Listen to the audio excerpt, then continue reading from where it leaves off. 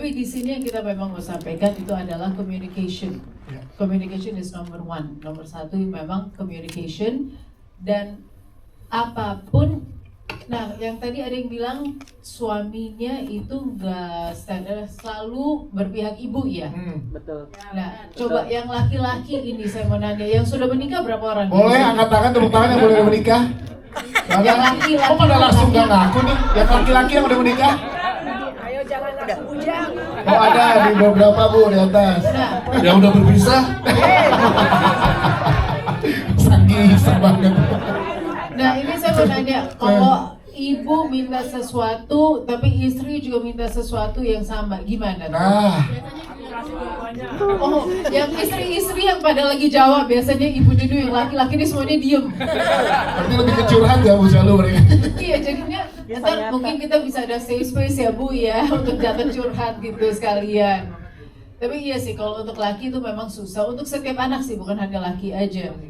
Untuk laki dan perempuan, suami dan istri itu, untuk laki memang bebannya lebih banyak ya. Karena di sini kan memang kita merasa laki itu yang tulang punggung keluarga, yang harus nafkahin keluarga, dan di sini dia memang kejepit banget, di sandwich banget di sini, di antara ibu dan istri. Jadi ya untuk lihat tips-tipsnya, untuk mengetahui gimana cara menghadapi ini semua, jangan lupa nonton tanggal 21 Mei 2026. Awal mulanya mungkin dulu sih kita sempat meeting, aku sama Anggi ke VMS, kita ngobrol-ngobrol apa ya, kira-kira nextnya apa nih, soalnya kan film nih lumayan bingung ya, seleranya berubah-berubah terus gitu loh kan. Lalu waktu itu dari Pak Tony bilang, ini ada IP nih, lagi nomor 1 di Noise, dia bilang, apa nih Pak, kita lihat segala macam. Waktu itu kita belum punya IP-nya gitu. Akhirnya kebetulan punya IP, Mas Aditya Santana itu tinggalnya di Bali. Oke. Jadi waktu itu aku sama Anggi sama tim VMS juga kita langsung ke Bali. Karena Mas Aditya cukup picky ya, maksudnya dia cukup yang aku nggak mau nih kalau aku nggak tahu siapa direkturnya, aku nggak mau kalau gimana eksekusinya gitu kan. Akhirnya waktu itu sampai 2 hari Anggi ngobrol sama Adit dari pagi sampai malam. Mas Adit sangat detail soalnya kan. Dia memastikan bahwa visi dan misi dari story ini ketika diangkat ke layar lebar sama yang apa yang dia sampaikan. Akhirnya ya handshake saat itu, akhirnya kita bikin, ya itulah mungkin awal mula akhirnya jadi layar lebar ya dan Noise. Lalu apa yang diekspand dari film pendeknya menjadi film panjang, mungkin kedalaman karakter ya, karena kan kita punya durasi yang lebih panjang, sehingga tiap-tiap karakter bisa kita gali latar belakang, lalu emosionalnya bisa kita bikin lebih punya eskalasi gitulah, mau seperti apa gitu loh.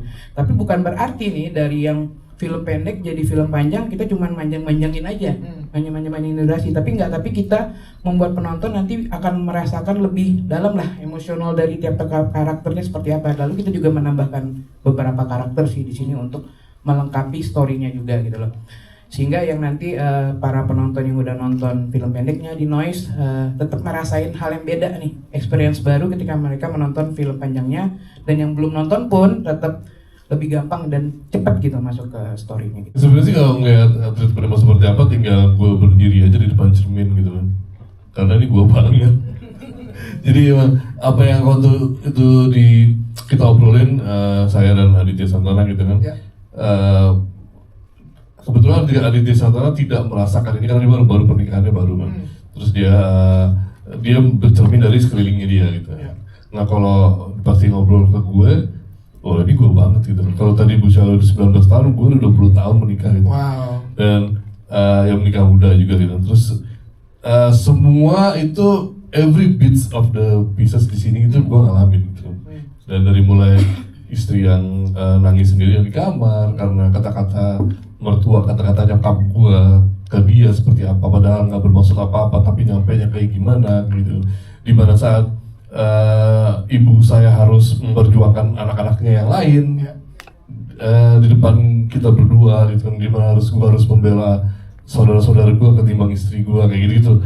Terus dimana gue ngegapin dia WhatsApp yang aneh-aneh, bilang nyokap gue adalah mak lampir segala macam ke teman-temannya dia gitu kan, itu kira-kira tuh kocak banget sih. Tapi itu merupakan sebuah perjalanan yang akhirnya ya ini berlabuhnya di sini nih gitu. Jadi gue bisa mengeluarkan itu semua, mengekspresikan itu dan bercerita juga. Jadi kebetulan saya juga sebagai saudara juga sebagai produser dan juga penulis di sini gitu kan. Jadi semua tuh kayak keluar aja gitu, ngalir aja.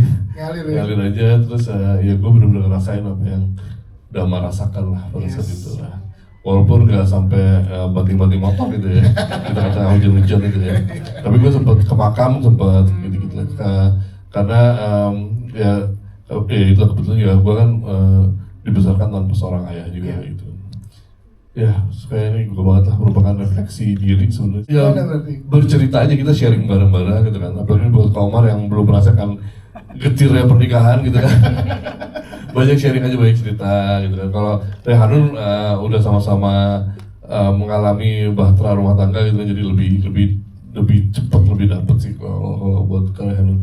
Omar ya itu mungkin pendekatan lebih apa ya, lebih man to man-nya gitu, bahwa biar dia bisa merasakan apa yang gua rasakan, itu sih yang penting gitu. Kalau ke yang lainnya sih mana ya, tinggal dicemplungin aja gitu loh. Kalau ke Mbak Ame apa udah nggak perlu dilakukan lagi gitu kan. Begitu ketemu langsung oke, udah deh. Selamat siang semuanya. Terima kasih untuk kehadirannya. Saya Omar Daniel, berperan sebagai Damar. Kalau dilihat dari point of view Damar, yang dia lakukan adalah yang terbaik, di mana memang itu yang sudah Damar pikirkan secara matang gitu. Dia merasa ini kan bukan hal yang mudah ya, berada di tengah kondisi dia harus bukan harus memilih, tapi harus memihak secara adil antara ibu dan juga istri, yang dimana dua-duanya tidak bisa dikalahkan. Satu perempuan yang melahirkannya, yang satu lagi juga perempuan yang dipercaya untuk menjadi pasangan hidupnya gitu, seumur hidupnya. Jadi pastinya bukan hal yang mudah di tengah segala dilema yang dia alami, segala konflik, terus juga mendapat beban juga dari orang tuanya untuk bisa menghidupi keluarganya gitu, sandwich generation. Jadi banyak beban dan juga pesan yang Damar mau sampaikan, dan bahwa dia juga pengen meledak, dia juga pengen teriak, dia juga merasakan sakit gitu. Cuman beban dia sebagai laki-laki untuk memimpin, untuk menjalankan rumah tangga ini harus terus berjalan. Jadi jadi siapa yang nggak tahu Rehanun dengan segala karyanya, kita semua memujanya gitu. Jadi pas pertama tahu juga pasti kaget, wah Rehanun gitu kan. Terus kayak waktu itu lagi tidur sama mama, lagi nggak di sini, terus mama kayak kenapa sih tidurnya kok kayak nggak nyenyak ya, tadi kayak bangun-bangun terus aku bilang, iya nih mah lawan mainnya udah diumumin siapa Rehanun. Oh my god, terus kenapa kan mama kan kayak, ya udah kamu kayak nggak pernah syuting, kayak baru pertama kali syuting aja nggak gitu, tapi ini Rehanun gitu. Jadi kayak udah start dari awal sih gitu. Sebuah kebanggaan lah, kebahagiaan tersendiri bisa main bareng sama Rehanun. Sedikit cerita tentang Intan yang saya perankan. Cukup menarik karena banyak sekali konflik-konflik rumah tangga yang sebenarnya tuh jeritan hati istri, jeritan hati jutaan istri. Karena banyak gitu scene-scene yang kita lakukan tuh sebenarnya terlalu relatable, terlalu real gitu. Dan menurut saya apa yang dilakukan sama Intan ini, ya dia memang perempuan yang kuat, tapi kekuatannya itu dia pergunakan untuk dia bertahan karena dia sangat mencintai Damar dan Omar. Makin gak bisa tidur. Intan tuh sangat mencintai Damar, tapi juga di sini proses pendewasaan mereka sebagai suami dan istri berjuang bersama, karena selain daripada ekonomi, ternyata keluarga suami itu adalah juga berat yang buat dihadapi secara bersama-sama. Tapi disitulah justru di situ diuji, nih suami istri bisa kompak nggak untuk menghadapi itu gitu. Di situ jadi ya seperti itulah jeritan hati jutaan istri, mewakili ya. Jutaan istri. Intan mewakili jutaan istri di luar sana yang menjeritkan hatinya. Yang akhirnya berani untuk berkomunikasi dengan cara yang tetap dengan porsinya sebagai istri. Yes. Dan gimana berproses bersama dengan Omar? Kalau tadi kan Omar sampai nggak bisa tidur nih. Itu aku baru tahu loh. Kamu nggak cerita ya? Ya tolong tidurilah. Masaknya di tengah-tengah lagi. Nggak bisa tidur. Berproses bersama Omar, Ya. jadi kita tuh ada persiapannya itu sekitar hampir sebulan ya. Kita reading, kita kenal satu sama lain lah. karena pertama kali juga aku kenal sama Omar di produksi ini, terus sama Mas Anggi juga. Makasih ya Mas sudah mempertemukan saya dan Omar dan kerja bareng sama Mas Anggi juga. Proses itu sangat menyenangkan buat saya karena kita sama-sama terbuka untuk mencari ini gimana ya untuk membuat Damar dan Intan ini bukan sebagai ini sebagai pack gitu, sebagai pasangan yang harus saling ngisi, harus saling tidak, mereka tuh bukan musuhan gitu, tapi memang konfliknya tentang rumah tangga ini ya begini nih. Lebih banyak ngobrol sama Mas Anggi, Mas Bounty, sama Omar, dan juga akhirnya dibikin ada gap umurnya juga nggak jauh gitu antara Intan dan Damar. Itu kan juga menjadi sebuah konflik dari sudut pandang ibunya, mertua Tante Mer gitu. Menyenangkan banget, semuanya menyenangkan banget. Dan untuk berkolaborasi dengan Sita, dengan JJ dengan Tante Mer, apalagi suatu kehormatan buat saya bisa bekerja sama dan berkolaborasi dengan para cast yang luar biasa. Halo, selamat siang semuanya. Ya, jangan pada ngantuk dong. Aduh, gimana ya, sebagai mertua itu memang selalu dicap yang gimana gitu. Tapi ya apa boleh buat, emang mertua banyak yang gimana gitu. Apalagi kalau tinggal serumah, aduh gimana gitu. Tapi ya itulah sebenarnya komunikasi yang nggak baik adalah hama sebenarnya. Tapi harus diakui juga, misalnya kalau seorang suami dan istri menjadi pasangan, ya otomatis mereka juga menikah dengan keluarganya ya. Dan memang bukan sesuatu yang rahasia lagi, banyak sih keluarga yang hama. Contohnya ya keluarga ini.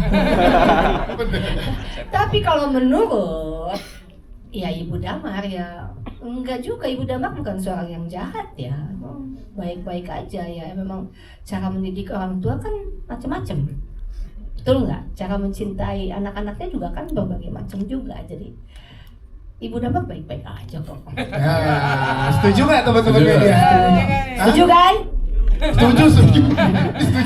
Masih ada 2 yang lajang nih, Sob. Setuju dong. Jadi ya gitulah. Kalau untuk peran film ini dan juga dapat tawaran dari Anggi, aduh seneng banget. Aku dulu pernah sama Anggi, cuman cameo doang. Dan jadi hantu pula ini. Kelihatannya hantu. Kalau sekarang jadi hantu beneran. Dan juga waktu syuting sih luar biasa banget ya, kita rada-rada emang agak-agak keluarga gila sih. Kamu juga ikut gila, Omar. Jangan sok-sok alim. Pokoknya semua gila lah, kecuali Anggi. Bella ini sebenarnya apa ya? Yang dia lakukan tuh sebenarnya menurut dia tuh adalah hal yang normal gitu. Nggak ada salah, nggak benar. Jadi ngelihat permasalahan di keluarga ini tiba-tiba muncul karena Mbak Intannya ngerasa tersakiti banget sama kelakuan kita ini, jadi kayak kenapa jadi sensi banget sih? Kan kita yang lakukan tuh kayak normal-normal aja gitu. Jadi kayak ngelihatnya tuh kayak kenapa sih gitu sih. Anda Gen Z ya? Enggak gitu. Seru ya berproses bersama dengan teman-teman di sini ya. Seru banget. Terus aku juga belajar banyak hal juga, especially main bareng-bareng yang senior semua, jadi happy sih pasti. Oke, selamat siang semuanya. Aku di sini berperan sebagai Danan, dan Danan itu dia anak bungsu ya. Dan sebagai anak bungsu dia terbiasa sedikit dimanja oleh ibunya, dan dia juga terbiasa diutamakan di keluarganya dan terbiasa untuk mengutamakan dirinya sendiri di atas kepentingan orang lain gitu.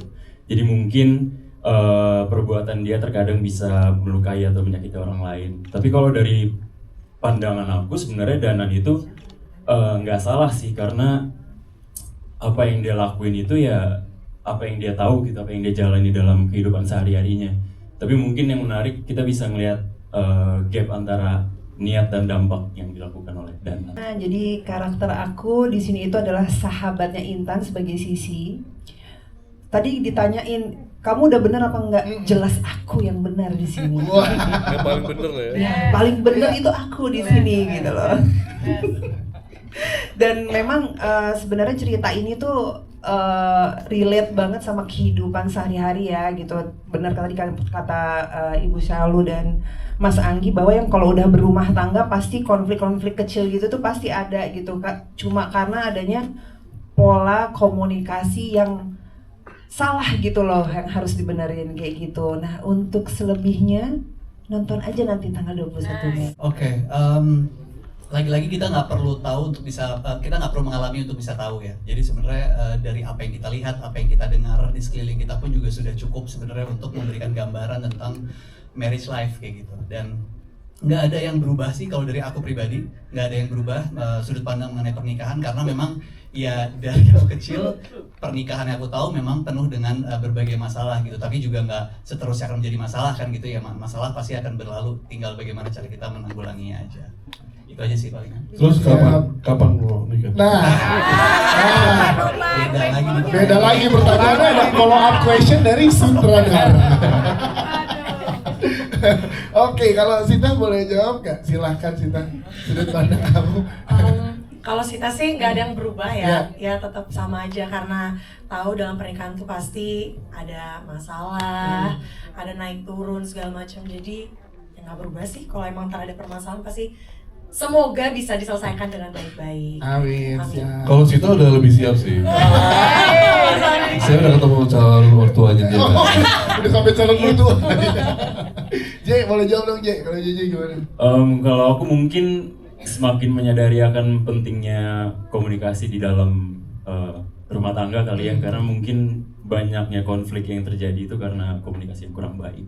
Gitu kali ya. Kalau JJ Mas Anggi udah semadam sih, udah tahu calon.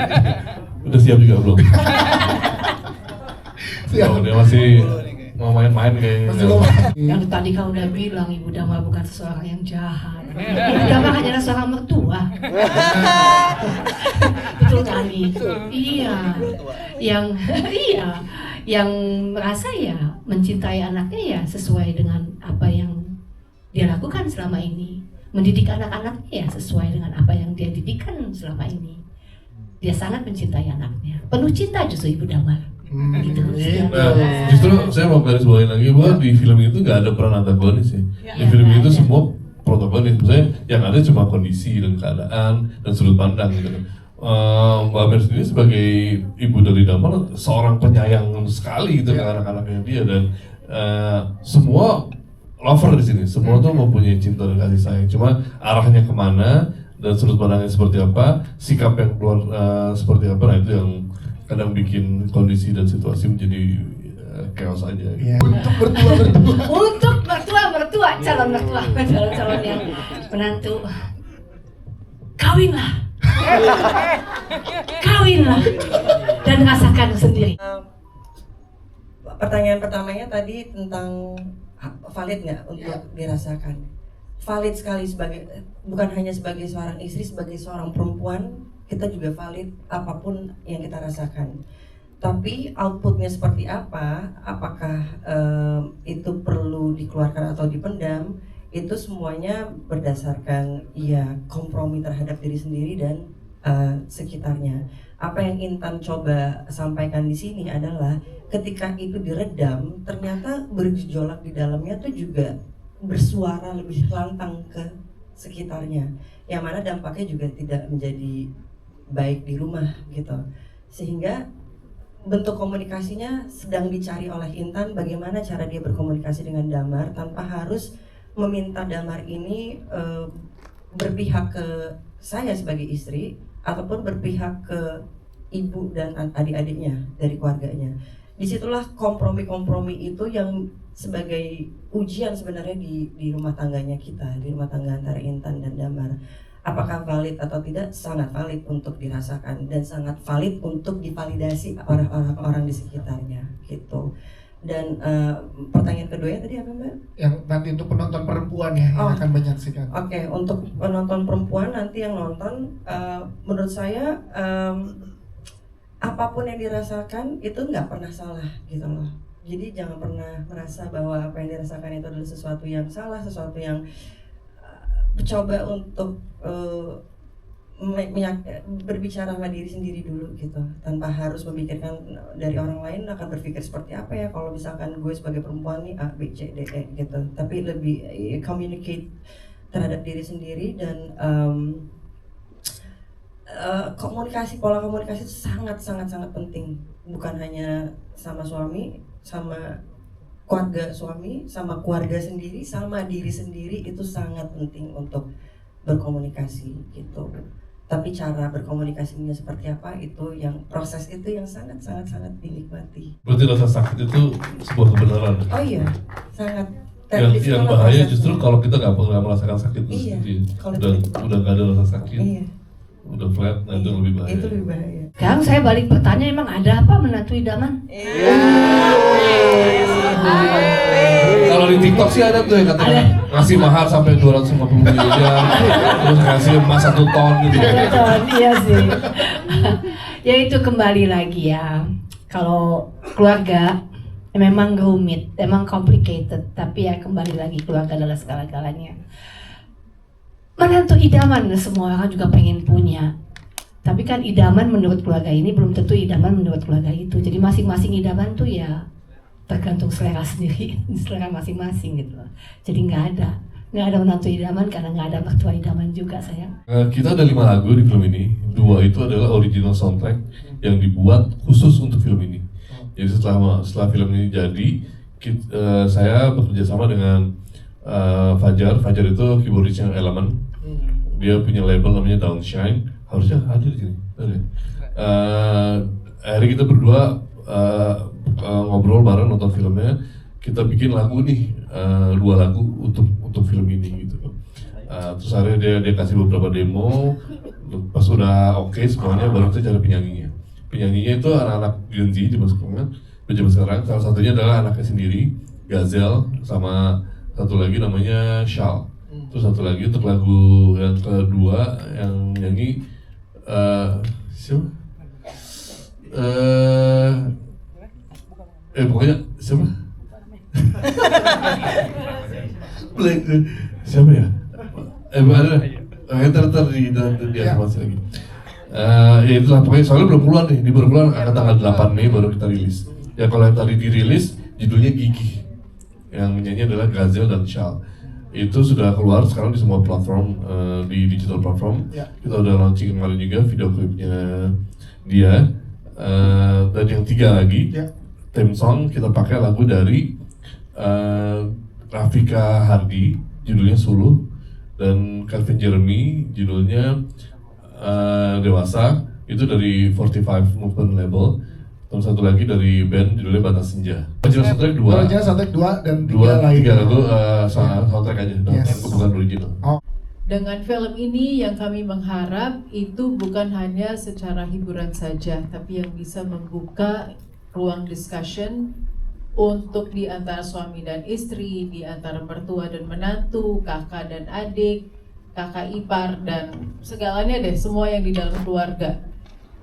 Mudah-mudahan dengan ini juga kita semua akan belajar bahwa communication is number 1.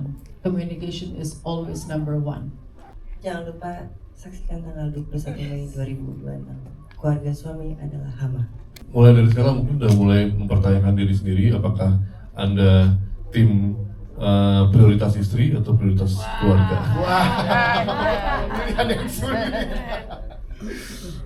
Temukan jawabannya di tanggal 21 Mei.